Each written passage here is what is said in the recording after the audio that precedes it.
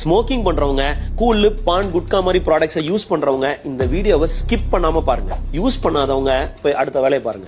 இந்த ஹேபிட்ஸ் இருக்கிற எல்லாருக்கும் ஓரல் கேன்சர் வரதுக்கான வாய்ப்புகள் அதிகம். உங்களுக்கு ஓரல் கேன்சர் வரதுக்கான வாய்ப்பு இருக்கா இல்லையான்றத நீங்களே எப்படி செக் பண்ணலாம்ன்றத சொல்லி தரேன். செக் பண்ணி உயிரை காப்பாத்திக்கோங்க.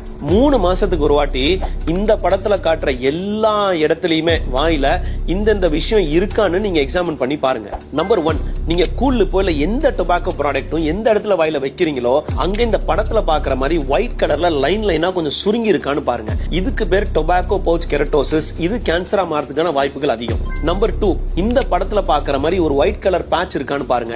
இதை தேய்ச்சிங்கன்னா இந்த பேட்ச் வராது. இதுக்கு பேர் லூகோப்ளேக்கியா. இதுவும் கேன்சர் மாறதுக்கான வாய்ப்புகள் அதிகம். நம்பர் 3, இந்த மாதிரி ரெட் கலர்ல ஒரு வெல்வெட் மாதிரி பேட்ச் இருக்கும். இதுக்கு பேரு எரித்ரோப்ளேக்கியா. இதுவும் ஒரு ப்ரீ கேன்சரஸ் கண்டிஷன். நம்பர் 4, எங்க நம்ம அந்த ப்ராடக்ட்டை வைக்கிறோமோ அந்த இடம் சாஃப்டா இல்லாம நல்லா ஸ்டிஃப் ஆயிரும். நம்மளால நிறைய வாயும் திறக்க முடியாது, எரிச்சலும் இருக்கும். இதுக்கு பேர் OSMF. இதுவும் ஒரு கேன்சர் காசிங் கண்டிஷன். நம்பர் 5, இந்த படத்துல காட்டுற மாதிரி ஒரு அல்சர் வாயில எங்க இருந்தாலும் அது 4 ல இருந்து 6 வாரத்துக்கு மேல ஹீல் ஆகலனா கண்டிப்பா செக் பண்ணுங்க. இது கேன்சரா இருக்கிறதுக்கான வாய்ப்புகள் அதிகம். இந்த மாதிரி ஹேபிட்ஸ் இருக்கிறவங்க கவனமா இருங்க. இல்லாதவங்க, ஹேபிட்ஸ் இருக்கிறவங்களுக்கு இந்த ரீலை மறக்காம ஷேர் பண்ணுங்க.